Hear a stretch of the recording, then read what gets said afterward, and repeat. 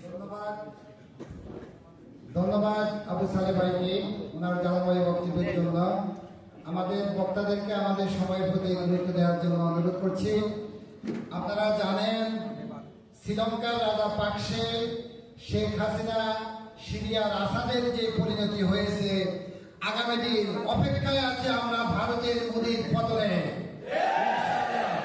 যারা প্রেসিডেন্টকে আশ্রয় দিয়েছে তারাও প্রেসিডেন্টের দূষণ, তাদেরও ঠাঁই হবে না ইনশাআল্লাহ। আগামী দিনে তাদেরও পতন হবে ইনশাআল্লাহ। সম্মানিত উপস্থিতি, এই পর্যায়ে আমাদের সম্মুখে বক্তব্য নিয়ে আসছেন বাংলাদেশ জামায়াত ইসলামী রামগঞ্জ পৌর শাখার সুরা ও কর্ম পরিষদের অন্যতম সদস্য মাওলানা মোহাম্মদ আব্দুল মালেক। মাওলানা মোহাম্মদ আব্দুল মালেককে বক্তব্য রাখার জন্য অনুরোধ করছি।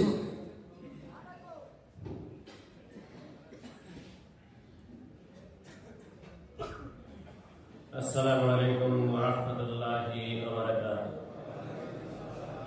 الحمد لله رب العالمين والصلاة والسلام على سيد المرسلين وعلى آله وصحبه أجمعين. قال الله تعالى في كلامه المجيد والقرآن الحميد: إذا جاء نصر الله والفتح ورأيت الناس يدخلون في دين الله أفواجا فسبح بحمد ربك واستغفره إنه كان توابا. সম্মানিত নেতৃবৃন্দ, সম্মানিত বিভিন্ন এলাকা থেকে আগত আজকে সুন্নিবৃন্দ, আসসালামু আলাইকুম ওয়া রাহমাতুল্লাহি ওয়া বারাকাতুহু। আল্লাহ তাআলার অসংখ্য অগণিত শুকরিয়া, কৃতজ্ঞতা এবং প্রশংসা যে উনি আমাদেরকে আজকে এইখানে এই মুক্ত পরিবেশে আসার জন্য তৌফিক করেছেন, আলহামদুলিল্লাহ। আজকে যে হাসিনা পালিয়েছে সে কি ভালো মানুষ না? চোর ছাড়া কেউ কি পালায়? সে চুরি করেছে, অন্য অপরাধ করেছে, জালিম হয়েছে। এই জন্যই সে মানুষ বলার আগেই সে পালাতে বাধ্য হয়েছে। ঠিক না বলে?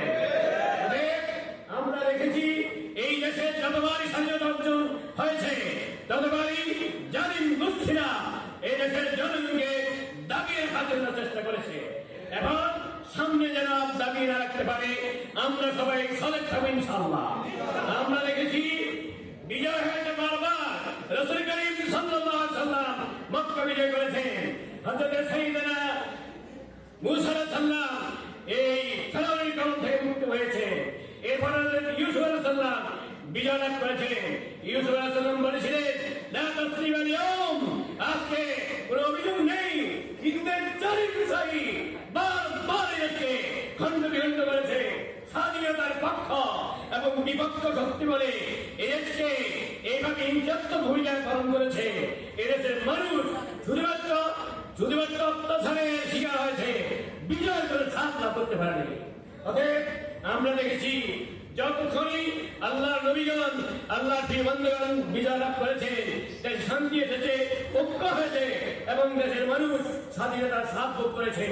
এই দেশে যারা একত্তরের স্বাধীনতার দাবিদার, তারা এই দেশকে পায়ের নিচে রাখার জন্য, লুণ্ঠন করার জন্যই তারা এই দেশকে ভাগ করেছে পাকিস্তান থেকে।